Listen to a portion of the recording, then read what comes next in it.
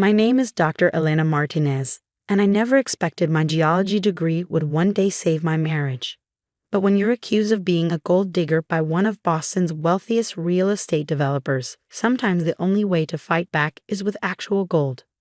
The day everything changed started like any other Christmas at the Bradford estate. Snow fell softly on the manicured grounds of the $15 million mansion, and inside, the scent of expensive wine mingled with tension thick enough to cut with a knife. I stood in front of the antique mirror in the guest bathroom, adjusting my simple black dress, the same one Richard Bradford Sr. had sneered at last year for being off the rack. "You look beautiful," my husband Thomas said, appearing behind me. His reflection showed the worry lines that had become permanent fixtures since we'd married 3 years ago. "Maybe we should skip dinner and—" "No," I cut him off gently. "Your father already thinks I'm pulling you away from the family. We're doing this." If only I'd known then that this would turn into the most dramatic dinner in Bradford family history. I'd met Thomas at a charity gala where I was presenting research on sustainable mining practices. He was there representing Bradford Development and during another of his father's attempts to groom him for the family business. Thomas had other plans. He wanted to open a community health clinic. It was his compassion, not his trust fund, that made me fall in love with him. But Richard Bradford Sr. had never seen it that way. The massive dining room was decorated like a magazine spread. Crystal glasses catching the light from the chandelier, fine china placed with military precision, and tension sitting like an unwelcome guest at the table. Richard Sr. sat at the head, his new wife Victoria, his fourth, draped in diamonds beside him. Thomas's younger sister Rachel was there with her hedge fund manager husband, both of them tapping away at their phones. "Elena," Richard Sr. said my name like it tasted bitter. "I trust you're still playing with rocks at the university." "I'm leading the department's new research initiative," I replied evenly, taking my seat. "We're developing advanced geological survey techniques for sustainable resource development." He waved his hand dismissively. "If you wanted to understand real estate development, you should have asked me. But then again, you found your own way to get into the industry, didn't you?" Thomas tensed beside me. "Father." "Actually, I cut in. I've been meaning to ask you about Osprey Island." The crystal glass in Richard's hand paused halfway to his lips. The 300-acre private island off the Massachusetts coast was his latest acquisition, bought for pennies on the dollar from a desperate seller. He'd been bragging about turning it into an ultra-luxury resort. "What about it?" "I was curious why you haven't started development yet. It's been 6 months since the purchase." His eyes narrowed. "Zoning issues, nothing that concerns you." I nodded, taking a sip of wine. "Interesting. And the geological surveys?" "Already done. Everything's fine." "Really?" "Because I couldn't find them in the public records." The temperature in the room seemed to drop 10 degrees. Rachel finally looked up from her phone. "Are you investigating me?" Richard's voice carried a warning. "No," I said calmly. "I'm investigating the island. It's fascinating, actually. The mineral composition, the rock formations. Did you know it sits on a very unique geological structure?" "Enough." He slammed his hand on the table, making the crystal dance. "I won't be interrogated by a gold-digging academic who tricked her way into my family." Thomas stood up so quickly his chair fell backward. "Don't you dare speak to my wife that way." But Richard was on a roll, his face flushed with anger and expensive bourbon. He rose to his full height, pointing at me with trembling fury. "This gold digger married my son for money," he announced to the stunned room. "She's been trying to undermine our family business from day one. Well, I won't have it. Thomas, it's time to choose, your inheritance or her." The room fell silent. Rachel's husband actually started recording on his phone, the vulture. I stood up slowly, smoothing my dress. "Interesting timing," I said, my voice steady despite my racing heart. "Since I just finished the geological survey of your worthless island." Richard's face went from red to white so fast I worried about his blood pressure. "What?" "Oh yes. Being a professor has its perks. Access to all sorts of sophisticated equipment. Did you know there are significant rare earth mineral deposits under that island? The kind that tech companies are desperate for. The kind that would make the land worth about 50 times what you paid for it." "You're lying," he whispered. "The official survey report will be filed with the state tomorrow morning. I wanted to tell you privately." As a courtesy to family, I picked up my purse. "I guess we're not really family though, are we?" "You can't." he sputtered. That's my property. Yes, it is. And now everyone at this table knows exactly what it's worth, including the state regulators who'll be very interested in why this information wasn't disclosed in the original sale. I turned to Thomas. Ready to go home, honey? Thomas was staring at his father with a mix of disgust and revelation. You knew, didn't you? That's why you rushed the purchase through. Richard's silence was all the confirmation we needed. The report arrives tomorrow, I said, heading for the door. Merry Christmas, everyone. Oh, and Victoria, you might want to talk to your lawyer about that prenup. I have a feeling your husband's assets are about to become a matter of public record. We walked out of the mansion into the snowy night, leaving behind the sounds of chaos erupting in the dining room. Thomas took my hand as we reached the car. He shook his head in amazement. Just the beginning, I finished for him. Your father's about to learn that some gold diggers actually know how to find gold. The next morning would bring changes that would reshape the Bradford family forever, and prove that sometimes the best revenge isn't just finding treasure, it's exposing the real pirates. The morning after Christmas dawned clear and cold, but the temperature outside had nothing on the chill running through Boston's business community. I sat in my university office, watching my computer screen as the Geological Survey report sent ripples through the financial world. Bradford development stock halted after rare earth discovery, read the Bloomberg headline. My phone hadn't stopped buzzing since 9 a.m. when the report hit the public records. Dr. Martinez? My research assistant poked her head in. There's a Ms. Rachel Bradford here to see you.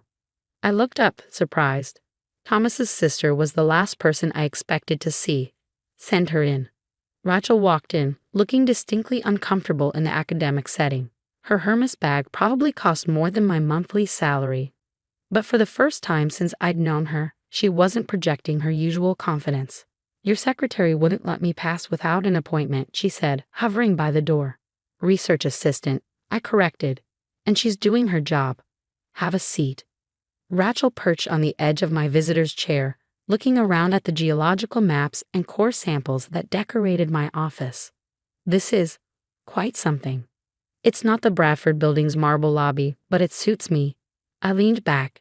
What can I do for you, Rachel? She took a deep breath. Dad's in the hospital. My heart skipped. What happened? Panic attack, they think. After the report went public, the SEC announced an investigation into the Osprey Island purchase.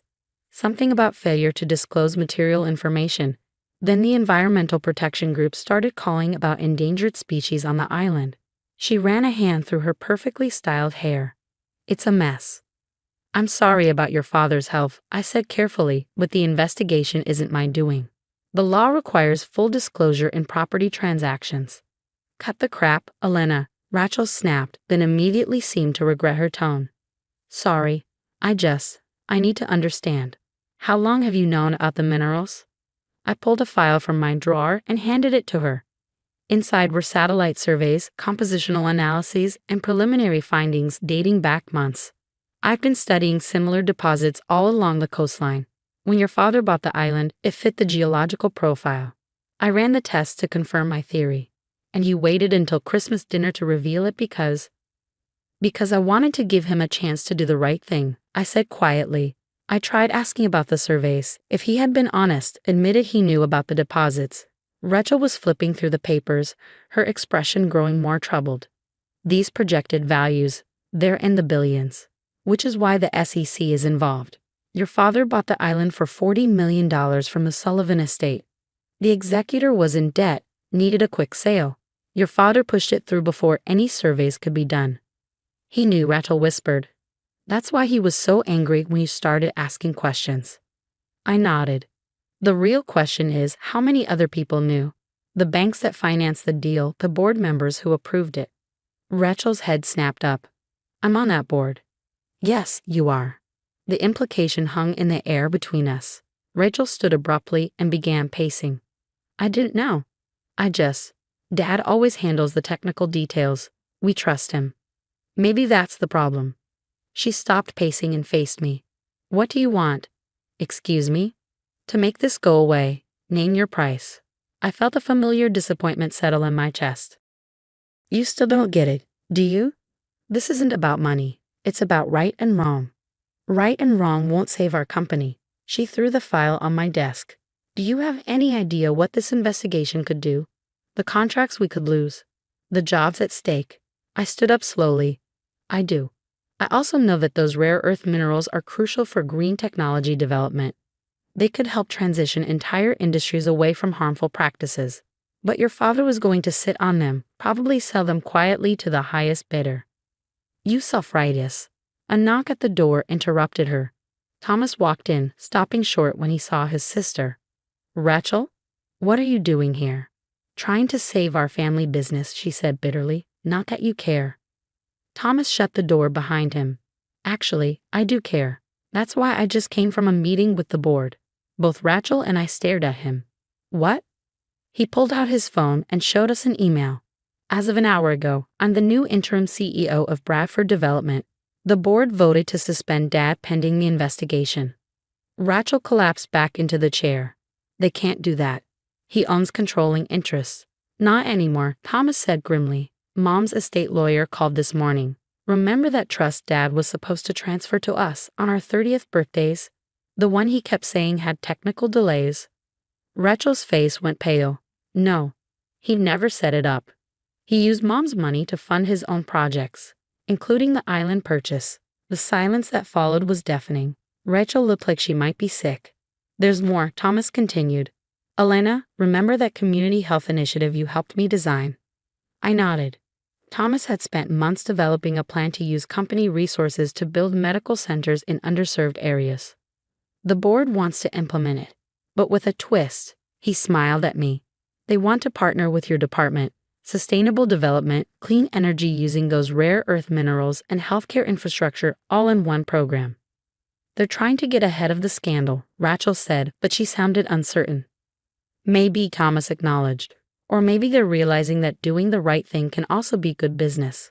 My computer pinged with a new email. The State Environmental Protection Office wanted to meet about incorporating wildlife conservation into any future development plans for the island. Rachel stood up again, but this time with purpose. I need to call an emergency shareholders meeting.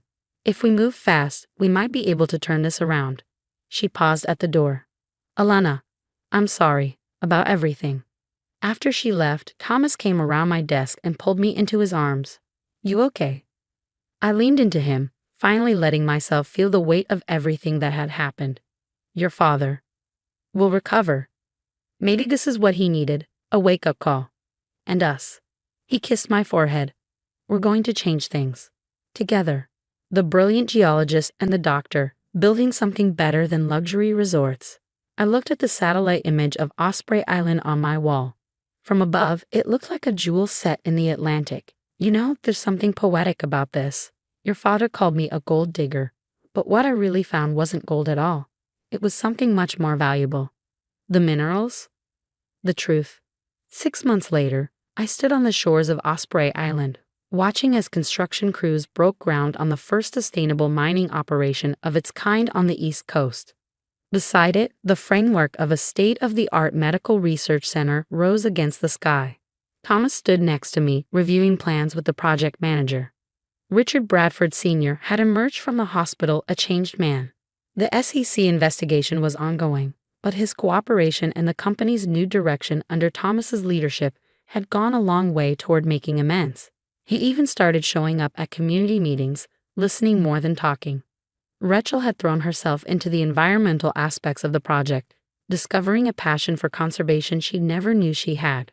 Last week, she'd asked me to help her apply to graduate school for environmental management. As for me, I still teach at the university, but now I also head up Bradford Development's new Sustainable Resources Division. Turns out being a gold digger with a PhD in geology can be pretty useful in the family business. The island's treasures were being used to build something meaningful: clean energy technology, medical research, wildlife preservation. It wasn't what Richard Bradford Sr. had planned, but it was worth far more than any luxury resort. Sometimes the best revenge isn't about destroying someone's empire. Sometimes it's about showing them a better way to build one. A better way to be family. Victoria, by the way, did talk to her lawyer about that prenup. She's now on the board of our charitable foundation. focusing on education initiatives for underprivileged women. Turns out she had been looking for a way to make a difference too. As the sun set over the Atlantic, painting the sky in shades of gold, I thought about that Christmas dinner that had changed everything. The accusations, the anger, the word gold digger thrown like a weapon. Thomas squeezed my hand. "What are you thinking about?" I smiled. "Just that your father was right, in a way. I did marry into this family for riches." I gestured at the island, the construction, the future rising before us. Just not the kind he thought. The next board meeting is next week. Richard Sr. will be there, not as CEO, but as part of the family. He stopped calling me gold digger. Now he calls me Dr. Martinez. And sometimes, when he thinks no one is listening, he calls me daughter. They say success is the best revenge. But I've learned that the best revenge isn't success at all. It's showing others how to succeed with integrity. Sometimes the real treasure isn't what's buried in the ground. It's what we choose to build on top of it.